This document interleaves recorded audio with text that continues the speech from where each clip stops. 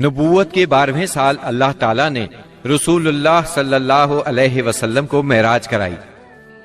پاک ہے وہ ذات جس نے اپنے بندے کو راتوں رات مسجد حرام سے مسجد اقصی تک کی سیر کرائی، جس کے گرد ہم نے برکت دے رکھی ہے تاکہ اسے ہم اپنی نشانیاں دکھائیں۔ بے شک وہ خوب سننے والا، خوب دیکھنے والا ہے۔ اس راہ سے مراد ہے راتوں رات نبی کریم صلی اللہ علیہ وسلم کا مکے سے بیت المقدس تشریف لے جانا، اور معراج سے مراد ہے عالم بالا میں تشریف لے جانا۔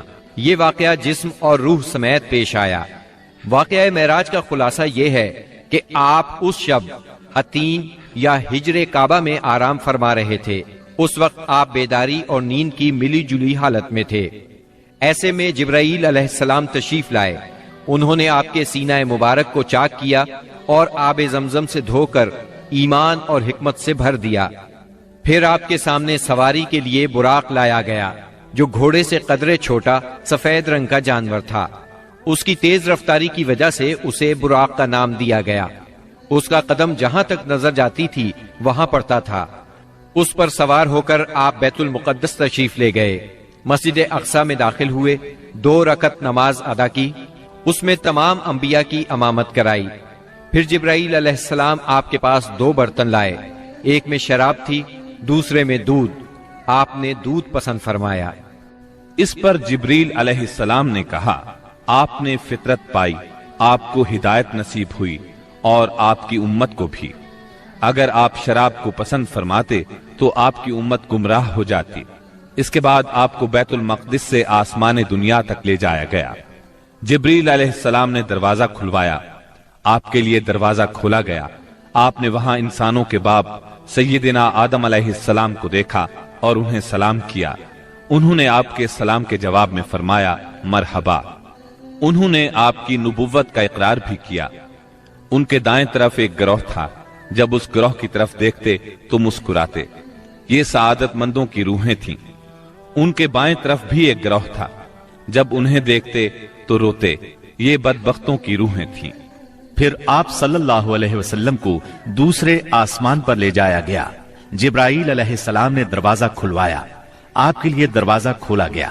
آپ نے اس میں 2 خالہ زاد بھائیوں یعنی سیدنا عیسیٰ ابن مریم علیہ السلام اور سیدنا یحییٰ علیہ السلام کو دیکھا اور انہیں سلام کیا۔ انہوں نے جواب دیا مرحبا اور آپ کی نبوت کا اقرار کیا۔ پھر تیسرے آسمان پر لے جایا گیا۔ وہاں آپ نے سیدنا یوسف علیہ السلام کو دیکھا۔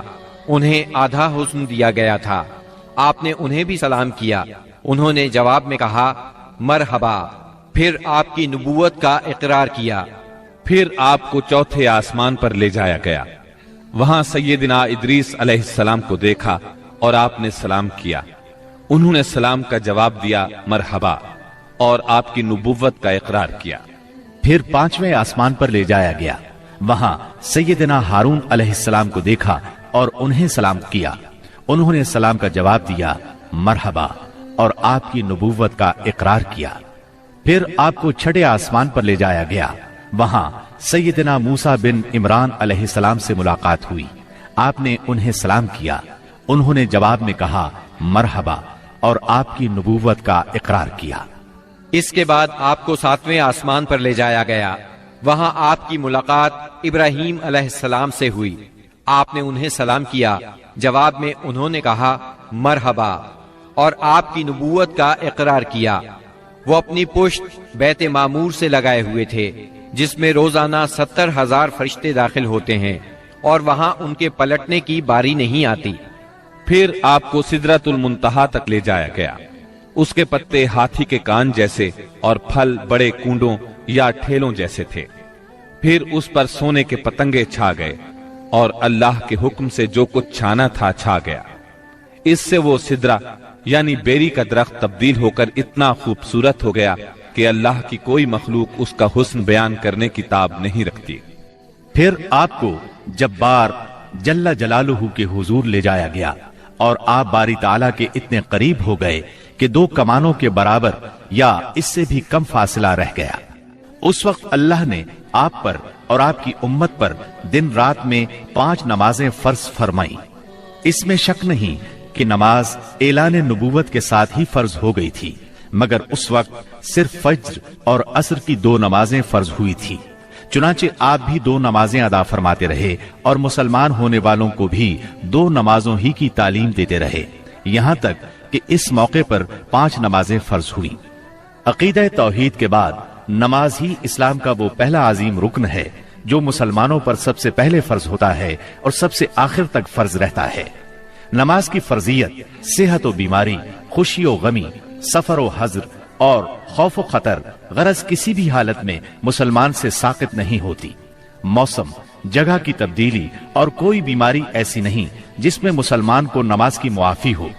نبی اکرم صلی اللہ علیہ وسلم نے فرمایا، نماز میری آنکھوں کی ٹھنڈک اور دل کا سرور ہے۔ پھر اسی رات نبی صلی اللہ علیہ وسلم مکہ مکرمہ واپس تشریف لے آئے۔ صبح ہوئی اور آپ نے اپنی قوم کو ان بڑی بڑی نشانیوں کی خبر دی جو اللہ جل شانہ نے آپ کو دکھلائی تھی، تو قوم کے جھٹلانے اور تکالیف پہنچانے میں اور زیادہ شدت آ گئی۔ کسی نے تالیاں بجا کر آپ کا مذاق اڑایا تو کسی نے حیرت اور انکار کے انداز میں اپنے سر پر ہاتھ رکھ لیا۔ کچھ لوگ ابو بکر صدیق رضی اللہ عنہ کے پاس گئے اور طنزیہ انداز میں بولے، کچھ سنا تمہارے دوست محمد کیا کہہ رہے ہیں؟ سیدنا ابو بکر صدیق رضی اللہ عنہ نے پوچھا، انہوں نے کیا کہا ہے؟ جواب میں انہوں نے وہ سب کچھ دہرا دیا جو آپ نے بیان فرمایا تھا۔ اس پر سیدنا صدیق اکبر رضی اللہ عنہ نے فرمایا، اگر یہ باتیں آپ نے فرمائی ہیں تو بالکل سچ فرمائی ہیں۔ لوگوں نے کہا، گویا آپ ان کی تصدیق کرتے ہیں۔ جواب میں صدیق اکبر رضی اللہ عنہ نے عجیب بات فرمائی، کہنے لگے، میں تو اس سے بھی دور کی بات پر آپ کی تصدیق کرتا ہوں۔ آسمان سے صبح شام جو خبریں آتی ہیں میں ان میں بھی آپ کو سچا جانتا ہوں۔ ان کے اسی جواب پر ان کا لقب صدیق مشہور ہوا۔ ادھر کفار نے آپ کا امتحان لینے کا پروگرام بنایا، پوچھا آپ بیت المقدس کے بارے میں تفصیل سے بتائیں۔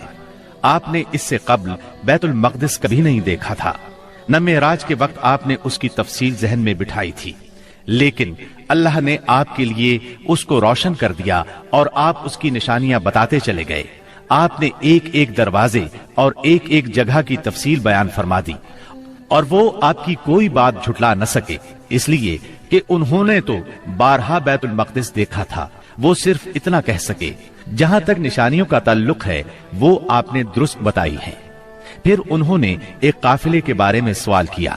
وہ قافلہ ملک شام سے مکہ معظمہ کی طرف آ رہا تھا۔ آپ نے اس قافلے کے اونٹوں کی تعداد، قافلے کی دوسری تفصیل اور مکہ پہنچنے کا وقت اور جو اونٹ سب سے آگے آ رہا تھا اس کی مکمل خبر انہیں دے دی۔ پھر جو تفصیل آپ نے قافلے کی بیان فرمائی تھی وہ بالکل اسی کے مطابق مکہ معظمہ میں داخل ہوا، لیکن وہ ظالم پھر بھی آپ پر ایمان نہ لائے، اپنے کفر ہی پر ڈٹے رہے۔ سبسکرائب کیجئے